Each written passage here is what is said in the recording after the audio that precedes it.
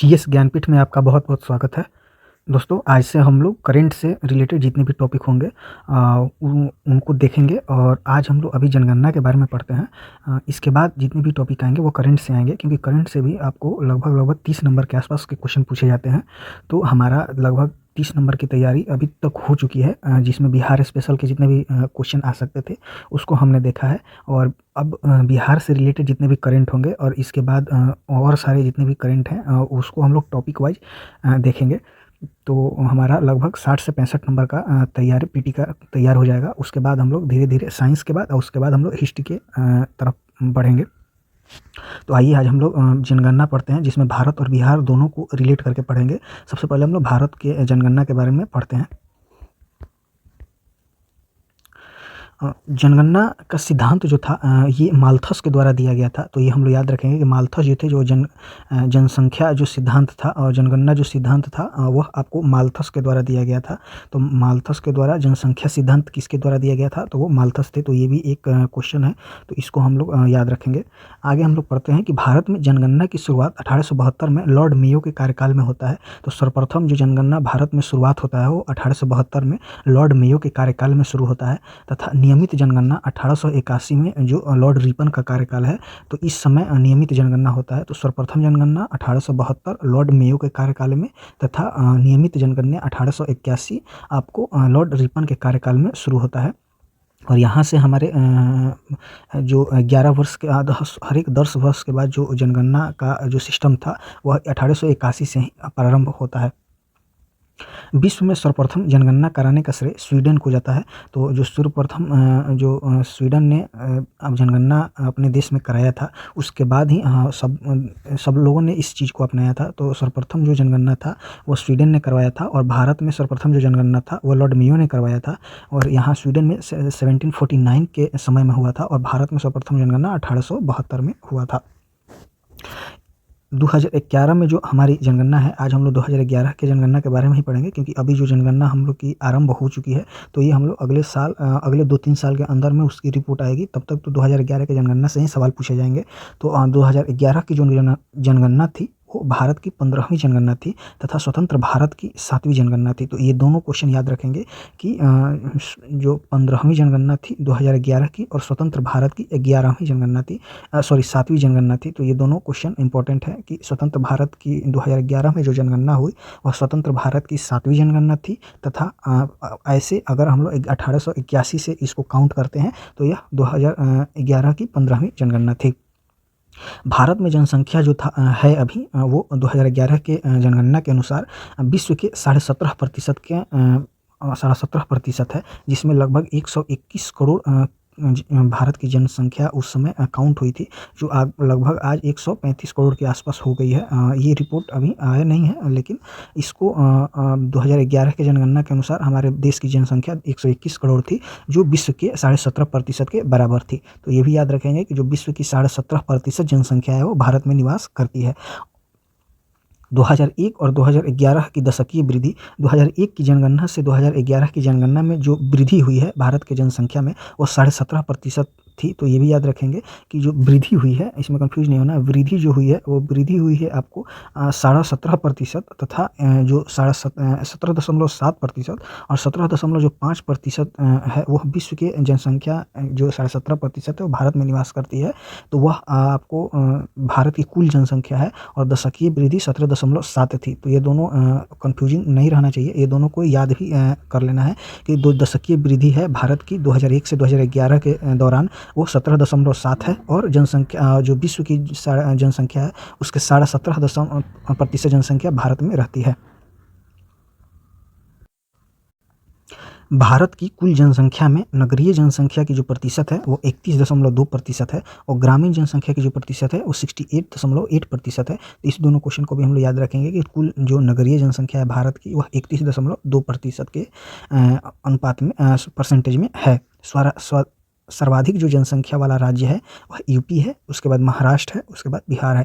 तो यूपी में लगभग 22 करोड़ जनसंख्या, महाराष्ट्र में आपको 11 करोड़ और बिहार में लगभग 10 करोड़ के जनसंख्या रहती है। तो यहाँ याद रखेंगे कि सर्वप्रथम सर्वाधिक जनसंख्या आपको यूपी, फिर महाराष्ट्र और फिर 3 नंबर पे बिहार आता है। तो इसको भी याद रखेंगे कि जनसंख्या की दृष्टि से बिहार भारत का तीसरा स्थान रखता है और प्रथम स्थान यूपी रखता है।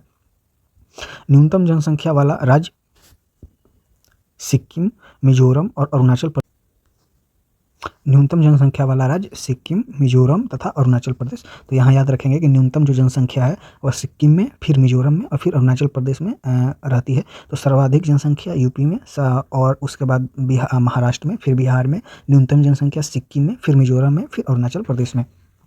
केंद्र शासित प्रदेश में सर्वाधिक जो जनसंख्या है वह दिल्ली की है और न्यूनतम जनसंख्या जो केंद्र शासित प्रदेश में है वो लक्षद्वीप की है। तो इन दोनों क्वेश्चन को भी हम लोग याद रखेंगे। न्यूनतम जनसंख्या वाला जो केंद्र शासित प्रदेश है वह लक्षद्वीप है और सर्वाधिक जो जनसंख्या है वह आपको जिस केंद्र शासित प्रदेश में है वह दिल्ली है।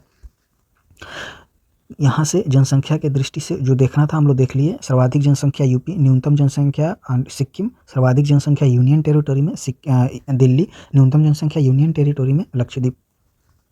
सर्वाधिक जनसंख्या वृद्धि दर वाला राज्य मेघालय है, अरुणाचल प्रदेश है और 3 नंबर पे बिहार आता है। तो याद रखेंगे कि सर्वाधिक जो जनसंख्या वृद्धि हुई वह आपको मेघालय में हुई लगभग 27.9% और 3 नंबर में बिहार है जिसका जो जनसंख्या वृद्धि है वो 25.4% है। तो इस क्वेश्चन को फैक्ट के अनुसार याद रखेंगे। मेघालय में 27.9% की वृद्धि के साथ सबसे ज़्यादा दशकीय सर्वाधिक वृद्धि वाला राज्य है और बिहार जो है वो 3 नंबर पर आता है और बीच में अरुणाचल प्रदेश 2 नंबर पर आता है। न्यूनतम वृद्धि वाला जो राज्य है वो नागालैंड है जहाँ पे आपको निगेटिव में जनसंख्या वृद्धि देखी गई है। -0.6% के निगेटिव रहा जो नागालैंड का दशकीय वृद्धि था। तो इसको भी याद रखेंगे कि नागालैंड में न्यूनतम वृद्धि रहा और वो भी निगेटिव में 0.6% में और 2 नंबर पे केरल था। तो यहाँ जनसंख्या वृद्धि के अनुसार सर्वाधिक मेघालय, अरुणाचल प्रदेश, बिहार और न्यूनतम वृद्धि में नागालैंड और केरल, जहां नागालैंड में आपको निगेटिव में दशकीय वृद्धि देखने को मिलेगा जो 0.6% है। सर्वाधिक वृद्धि वाला केंद्र शासित प्रदेश में दादरा एवं नगर हवेली को याद रखेंगे। केवल यहीं ये एक याद रखेंगे कि सर्वाधिक जो वृद्धि हुआ वह आपको दादरा नगर हवेली में हुआ। तो यहाँ से आपको 3 क्वेश्चन आपको मिल गया। सर्वाधिक जनसंख्या वृद्धि वाला राज्य मेघालय, न्यूनतम वृद्धि वाला नागालैंड और सर्वाधिक वृद्धि वाला केंद्र शासित प्रदेश दादरा एवं नगर हवेली। अब जनसंख्या घनत्व के अनुसार से हम लोग देखते हैं। भारत का जनसंख्या घनत्व 382 है। इसको याद रखेंगे कि 382 जो भारत की जनसंख्या घनत्व है 382 है। सर्वाधिक जो जनसंख्या घनत्व है वह आपको बिहार में 1106 देखने को मिलता है। तो ये याद रखेंगे कि बिहार सर्वाधिक जो जनसंख्या घनत्व है बिहार का है और वो 1106 है। तो यह 1106 जो संख्या है वह आपको बिहार का है और भारत का कुल जनसंख्या घनत्व है 382। तो 382 भारत का है और बिहार का आपको 1106 है।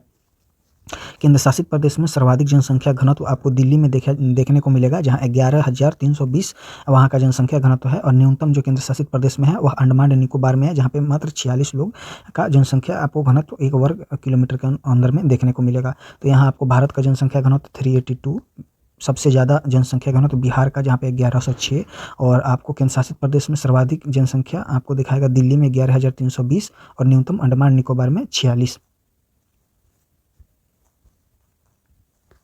अब लिंगानुपात में आते हैं।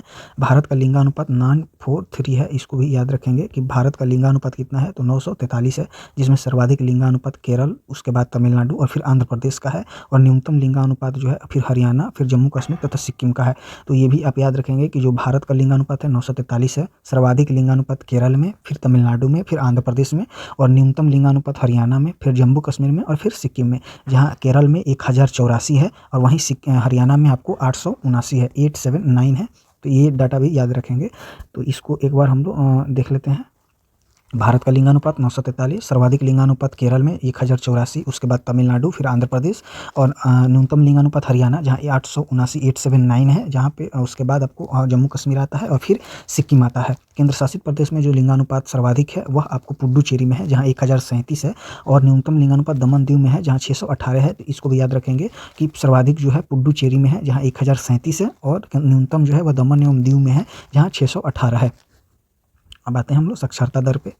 साक्षरता दर ये क्वेश्चन एसएससी में पूछा गया था कि साक्षरता दर हम लोग निकालते कहते हैं कैसे हैं, तो ये भी हम लोग याद रखेंगे कि साक्षरों की संख्या बटा 7 वर्ष से अधिक आयु वाली जनसंख्या गुना 100 ये हमारा साक्षरता दर निकालने का फार्मूला होता है। तो इसको हम लोग एक बार ध्यान रखेंगे कि साक्षरता दर भारत में कैसे निकाला जाता है। तो साक्षरता दर टोटल आपको साक्षरों की संख्या बटा 7 वर्ष से अधिक आयु वाले, क्योंकि 7 वर्ष से भारत में माना जाता है कि 7 वर्ष से अधिक जो के बच्चे हैं वह लिख पढ़ सकते हैं, तो इसलिए 7 वर्ष उम्र निर्धारण किया गया है। तो 7 वर्ष से अधिक आयु वाले बच्चों की जनसंख्या गुना प्रतिशत निकालना है तो 100। तो ये हमारा साक्षरता दर निकालने का फार्मूला होता है। भारत में साक्षरता दर 73% है, जिसमें सर्वाधिक साक्षर केरल यहाँ पे 94% साक्षरता दर है और न्यूनतम जो है वो बिहार में है। तो इसको भी हम लोग याद रखेंगे कि भारत में जो साक्षरता दर है वो 73% है और जो न्यूनतम साक्षरता दर बिहार में देखने को मिलता है और सर्वाधिक साक्षरता दर केरल में देखने को मिलता है। तो केरल में जो साक्षरता दर है वो 94% है और उसके बाद मिजोरम का स्थान आता है और न्यूनतम में बिहार आता है और उसके बाद आपको अरुणाचल प्रदेश आता है। तो ये भी याद रखेंगे, पूरे भारत का साक्षरता दर 73% और 94% के साक्षरता दर के साथ केरल 1 नंबर पे है और न्यूनतम पे बिहार आपको आता है, वो भी आपको याद रखना है। केंद्र शासित प्रदेश में सर्वाधिक जो साक्षर है वो लक्षद्वीप है, जहाँ 91.8% लोग साक्षर हैं और न्यूनतम है जो दादरा एवं नगर हवेली है। स्त्री पुरुष साक्षरता में सबसे अधिक अंतर वाला राज्य राजस्थान है। तो ये क्वेश्चन पूछा जाता है कि और इस बार पूछा था इसलिए मैंने इसको लिख लिया था, शायद आपको रेलवे के किसी एग्जाम में पूछा गया था। तो स्त्री और पुरुष के साक्षरता में सबसे अधिक जो अंतर है, मतलब पुरुष और स्त्री में जो अंतर है साक्षरता दर में, वो सर्वाधिक आपको राजस्थान में देखने को मिलता है, जहाँ ये राजस्थान आपको महिला साक्षरता में भी आपको तीसरे नंबर पर आता है। तो ये भी हम लोग याद रखेंगे। सबसे ज़्यादा एससी जनसंख्या यूपी में और प्रतिशत में पंजाब, और सबसे ज़्यादा एसटी जनसंख्या मध्य प्रदेश में और प्रतिशत में लक्षद्वीप। सबसे ज़्यादा एससी जनसंख्या यूपी में और प्रतिशत में सबसे ज़्यादा जो एससी जनसंख्या है वह पंजाब में देखने को मिलता है और सबसे ज़्यादा एसटी जनसंख्या आपको मध्य प्रदेश में देखने को मिलेगा और प्रतिशत में आपको लक्षद्वीप में देखने को मिलेगा। तो ये बहुत ही इंपॉर्टेंट क्वेश्चन है, इसको याद रखेंगे। सबसे ज़्यादा जो एससी जनसंख्या है वह यूपी में और सबसे ज़्यादा एसटी जनसंख्या है वह मध्य प्रदेश में, और अगर प्रतिशत के मामले में पूछा जाए तो सबसे ज़्यादा एससी जनसंख्या पंजाब में और सबसे ज़्यादा एसटी जनसंख्या लक्षद्वीप में देखने को मिलता है। सर्वाधिक नगरीय जनसंख्या, मतलब नगरों में बसने वाले लोगों की सबसे ज़्यादा जनसंख्या महाराष्ट्र में है और न्यूनतम नगरीय जनसंख्या आपको अरुणाचल प्रदेश में है। तो ये भी दोनों क्वेश्चन हम लोग याद रखेंगे। एक बार हम लोग टोटल रिकॉल कर लेते हैं जल्दी से। भारत की जनगणना की शुरुआत 1872 में लॉर्ड मेयो के कार्यकाल में होता है। नियमित जनगणना 1881 लॉर्ड रिपन के कार्यकाल में। विश्व में सर्वप्रथम जनगणना कराने का श्रेय स्वीडन को जाता है 1749 में। 2011 में 15वीं जनगणना तथा स्वतंत्र भारत की 7वीं जनगणना थी। भारत की जनसंख्या विश्व की जनसंख्या का 17.5% है। 2001 से 2011 की दशकीय वृद्धि 17.7 थी। पूरे भारत की कुल जनसंख्या का नगरीय जनसंख्या 31.2% है। ग्रामीण जनसंख्या 68.8% है। सर्वाधिक जनसंख्या वाला राज्य यूपी, फिर महाराष्ट्र, फिर बिहार है। न्यूनतम जनसंख्या वाला राज्य सिक्किम, फिर मिजोरम और फिर अरुणाचल प्रदेश है। केंद्र शासित प्रदेश में सर्वाधिक जो जनसंख्या है वह दिल्ली की है और उसके बाद पांडिचेरी की है, और न्यूनतम जो केंद्र शासित प्रदेश में जनसंख्या है वो लक्षद्वीप और उसके बाद दमन दीव में आता है। सर्वाधिक जनसंख्या वृद्धि दर वाला राज्य मेघालय, जहां 27.9% हुआ। उसके बाद अरुणाचल प्रदेश और फिर बिहार, जहां 25.4% जनसंख्या वृद्धि हुआ। न्यूनतम वृद्धि वाला नागालैंड, जहां पे आपको निगेटिव में 0.6%। उसके बाद केरल में। सर्वाधिक वृद्धि जो केंद्र शासित प्रदेश में हुआ वहाँ दादरा नगर हवेली प्रथम स्थान था और न्यूनतम वृद्धि आपको लक्षद्वीप में देखने को मिलता है। भारत का जनसंख्या घनत्व 382 है, 382 है, जहाँ पे सर्वाधिक जनसंख्या घनत्व बिहार में 1106 और न्यूनतम जनसंख्या घनत्व अरुणाचल प्रदेश में जहाँ 17 देखने को आपको मिलेगा। उसके बाद केंद्र शासित प्रदेश में जो सर्वाधिक जनसंख्या था घनत्व था वह दिल्ली में 11,320 और केंद्र शासित प्रदेश में न्यूनतम जनसंख्या आपको अंडमान एंड निकोबार में जहाँ 46 देखने को मिलेगा। भारत का लिंगानुपात 943। सर्वाधिक लिंगानुपात वाला राज्य केरल, जहाँ 1084, फिर तमिल और उसके बाद आंध्र प्रदेश आता है। न्यूनतम लिंगानुपात वाला जो राज्य है वो हरियाणा, जहाँ 879, 879। उसके बाद जम्मू कश्मीर और फिर सिक्किम का स्थान आता है। केंद्र शासित प्रदेश में जो सर्वाधिक लिंगानुपात है वह पुडुचेरी, जहाँ 1037। न्यूनतम जो केंद्र शासित प्रदेश है वहाँ पे न्यूनतम लिंगानुपात दमन एवं दीव में, जहाँ 618 आपको देखने को मिलता है। साक्षरता दर निकालने का फॉर्मूला साक्षरों की संख्या बटा 7 वर्ष से अधिक आयु वाली जनसंख्या गुना 100 से हम लोग निकालते हैं। भारत का जो साक्षरता दर है वह 73% है, जिसमें सर्वाधिक साक्षर केरल है जहां 94% जनसंख्या साक्षर है। उसके बाद मिजोरम का स्थान आता है। न्यूनतम साक्षरता वाला राज्य में बिहार प्रथम पे है और दूसरे स्थान पर अरुणाचल प्रदेश आता है। केंद्र शासित प्रदेश में सर्वाधिक जो जनसंख्या आपको साक्षर है वह लक्षद्वीप की है, जहाँ 91.8% है, और न्यूनतम जो साक्षर है वह दादरा एवं नगर हवेली की है। स्त्री और पुरुष में साक्षरता दर में जो सर्वाधिक अंतर है वह राजस्थान में आपको देखने को मिलता है। सबसे ज़्यादा एससी जनसंख्या आपको यूपी में और एसटी जनसंख्या मध्य प्रदेश में। अगर सर्वाधिक एससी जनसंख्या प्रतिशत में देखें तो पंजाब में, और सर्वाधिक एसटी जनसंख्या प्रतिशत में देखें तो वह लक्षद्वीप में। सर्वाधिक नगरीय जनसंख्या महाराष्ट्र में और न्यूनतम नगरीय जनसंख्या अरुणाचल प्रदेश में देखने को मिलता है।